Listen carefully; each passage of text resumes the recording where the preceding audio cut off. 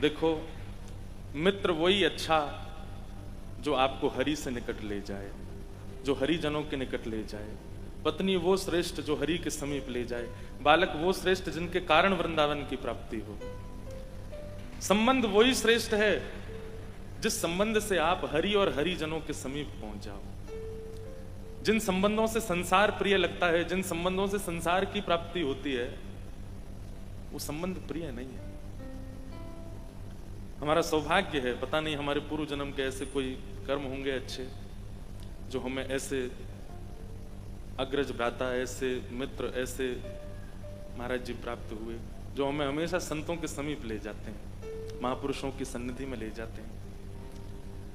ऐसे हमारे पूज्य गोवत्स महाराज जी को बारंबार प्रणाम, धन्यवाद कि उनकी कृपा से हमको जोधपुर आना मिल जाता है, यहाँ आने का सौभाग्य प्राप्त होता है।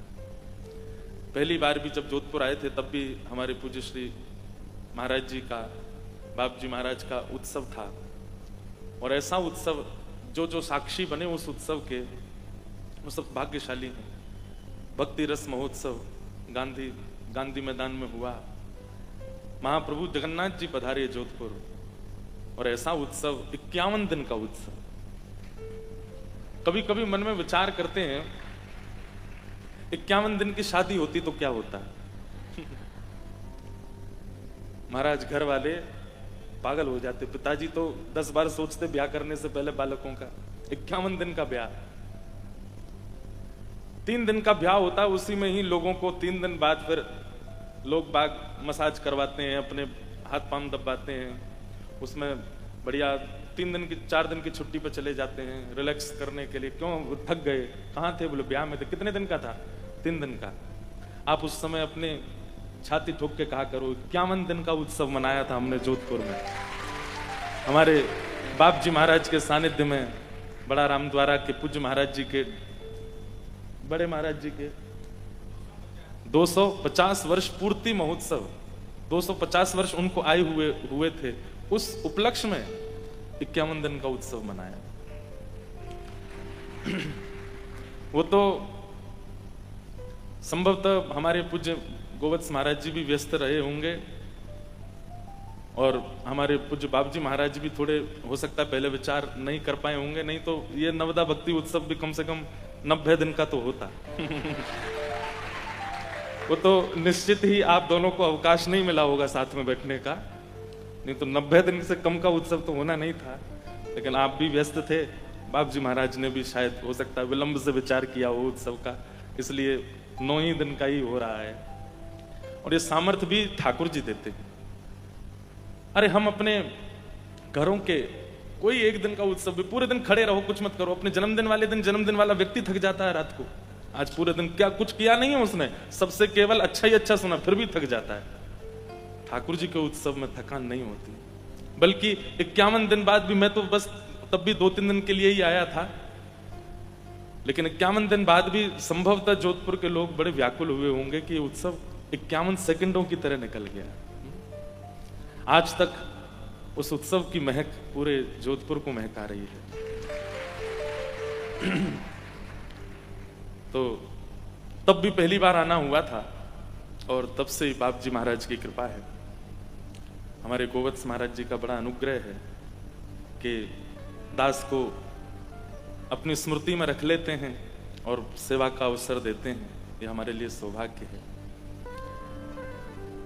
वैसे तो हमें पूरा 9 दिन का ही समय रहना चाहिए था, जिस अनुसार ये उत्सव की रूपरेखा है वैसे हमें रहना चाहिए यहाँ पूरा समय, पर इस बार के लिए महाराज जी हम क्षमा प्रार्थी, अगले बार कोई उत्सव हो, कितने दिन का भी हो, रहेंगे, पूरे उत्सव में विराजेंगे। कल रात्रि क्या सुंदर ठाकुर जी का नौका विहार उत्सव हुआ। आप लोग पता नहीं किस किस को देखे होंगे, ठाकुर जी को ही देख रहे थे, पर हमारी दृष्टि तो देख रही थी कि हमारे प्यारे गिरधर लाल जी तो एक टक श्री राधा गोपाल प्रभु को देख रहे थे। और वहां सामने से कई लोग मुझे संकेत कर रहे थे, बोले आज लाला बहुत जोर से मुस्कुरा रहे हैं, आज ठाकुर जी बड़े प्रसन्न हैं, क्योंकि परस्पर अपने ही स्वरूप को देख रहे हैं। पहली बार मिलन हुआ, नहीं तो राधा गोपाल प्रभु के लाल जी और हमारे लाल जी के लाल जी, हम तो मिलते रहते हैं, पर हमारे ठाकुर जी कहते होंगे हमें कभी मिलवाओ, लेकिन ऐसे थोड़ी मिलवाएंगे हमारी आपकी तरह। भाई किसी विशिष्ट से मिलने के लिए लोग रेस्टोरेंट बुक करते हैं, टेबल बुक करते हैं, वहां पर बढ़िया भोजन जहां अच्छा बनता है वहां जाते हैं।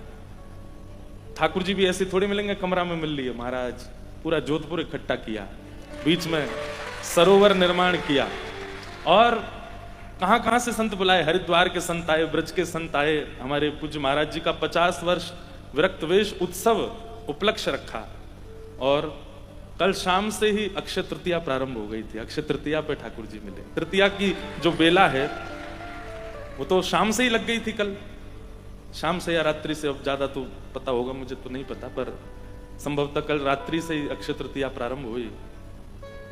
ठाकुर जी देखो कैसा योग संयोग बनाते हैं, क्योंकि ये चुना था ठाकुर जी ने कि हमें ऐसी व्यवस्था में मिलना है। साक्षी बनाया इतने सारे लोगों को, ऐसे संत जनों को उपस्थित किया, तिथि भी शुभ उपस्थित की, और धन्य है आप लोग।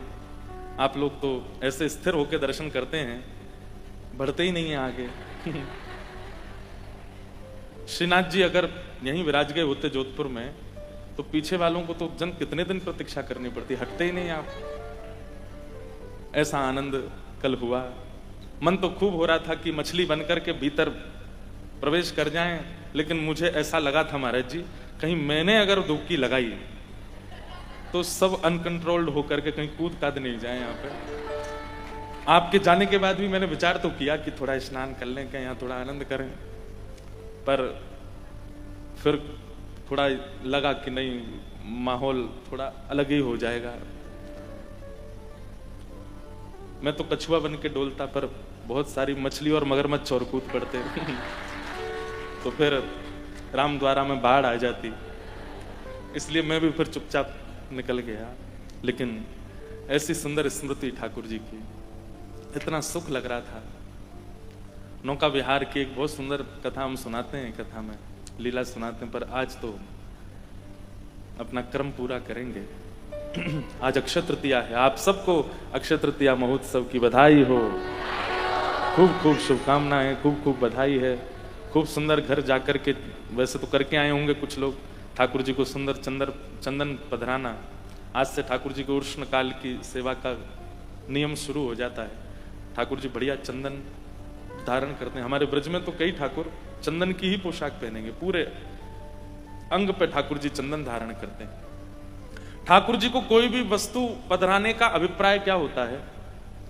जगत कल्याण, कि हे नाथ, हम पूरे विश्व की सेवा तो नहीं कर सकते, पर पूरा विश्व आपके भीतर विराजमान है, इसीलिए हम आपको ही चंदन पधरा रहे हैं, ताकि पूरे विश्व को आप शीतलता प्रदान कर दो। हम ठाकुर जी को चंदन देते हैं, ठाकुर जी को 56 भोग पधराते हैं। हे नाथ, आप आरोग्य लो, इस जग में कोई भूखा ना रहे। आप आरोग्य लेंगे तो सब लोगों को अन्न प्राप्त हो जाएगा।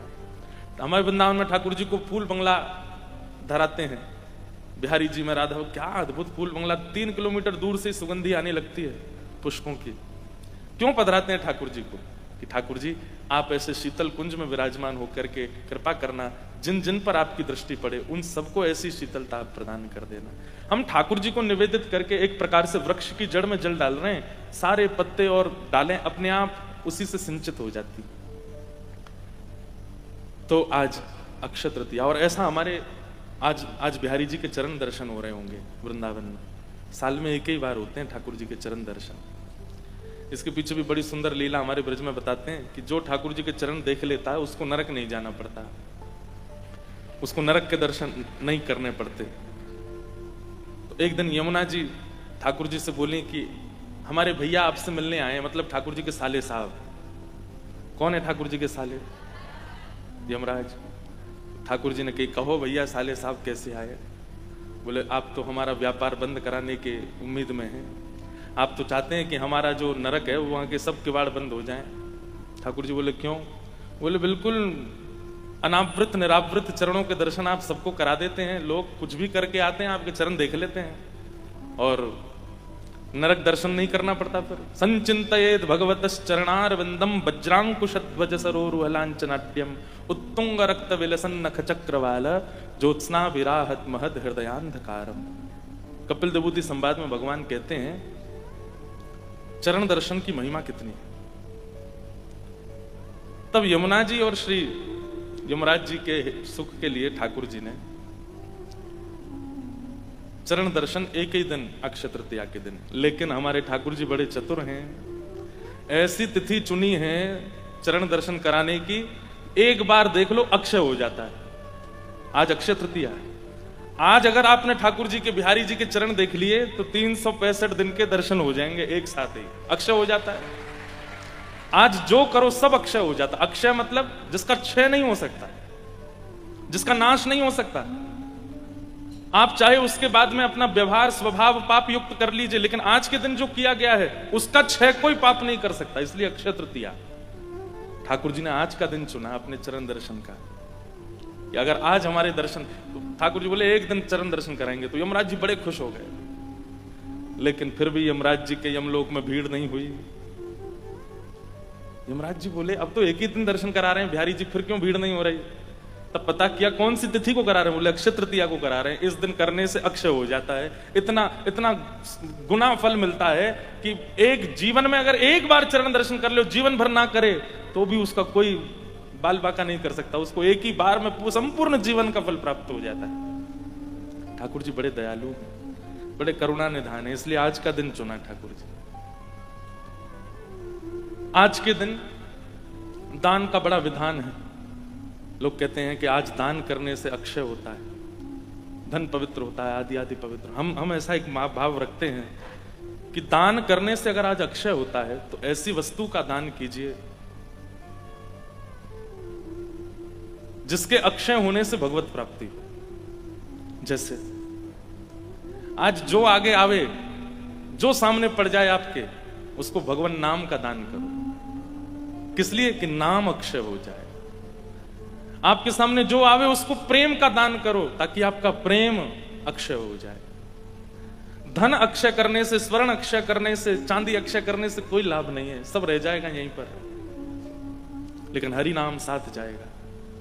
हरि नाम से तेरा काम बनेगा, हरि नाम से तेरा काम बनेगा, हरि नाम ही तेरे साथ चलेगा, हरि नाम ही तेरे साथ चलेगा, हरि नाम लेने वाला, हरि नाम लेने वाला, हरि नाम गाने वाला, हरि नाम गाने वाला, हरि का है प्यारा, हरि का भजन करो, हरि है हमारा, हरि का भजन करो, हरि है हमारा। आज हमको अक्षय तृतीया पे ऐसे सुंदर कोरस वाले मिल गए। हमारे साथ महाराज जी गा रहे, अक्षय हो गया महाराज जी। अब सौभाग्य है ऐसे महापुरुष जिनसे सदैव सीखा है, जिनसे सीखने को मिलता है। वो सन्मुख बैठ करके आपको सुन रहे हैं, आपको देख के प्रसन्न हो रहे हैं। इससे बड़ी कमाई और जीवन की कुछ नहीं हो सकती। तो आज अक्षय तृतीया है। धन धान्य तो दान रोज करना चाहिए, लेकिन आज तो नाम का दान करो, आज तो ज्ञान का दान करो, आज तो प्रेम का दान करो, ताकि वो अक्षय हो जाए। आज चाहे जो कोई कुछ कर दे, गुस्सा भी आ रहा हो, क्रोध करना नहीं, अक्षय हो जाएगा। नहीं तो गुस्सा नहीं करना, आज क्रोध नहीं करना, गुस्सा नहीं करना, किसी को डांटना नहीं, फटकारना नहीं। आज जो करोगे सब अक्षय होगा। किसी का मजाक मत उड़ाना, सब अक्षय हो जाएगा। आज तो भैया एक क्षण भी हरि स्मरण के बिना ना निकले, ताकि वो अक्षय हो जाए, वो अक्षय हो जाए। अंतिम श्वास तक हरि स्मृति बनी रहे, क्योंकि वही साथ रहने वाला है और कुछ साथ नहीं जाएगा। हमारा सौभाग्य है कि हम तो कथा कर रहे हैं और इतने सारे संतों की उपस्थिति में कर रहे हैं, इनकी साक्षी में कर रहे हैं। हे नाथ, बस यही कृपा करना कि ये भाव, ये वाणी की सेवा अक्षय हो जाए। बस यही करते रहें, उठते चलते फिरते बैठते गाते नाचते हरे हमेशा, बस ये अक्षय हो जाए। आप सबको बहुत बहुत शुभकामनाएं।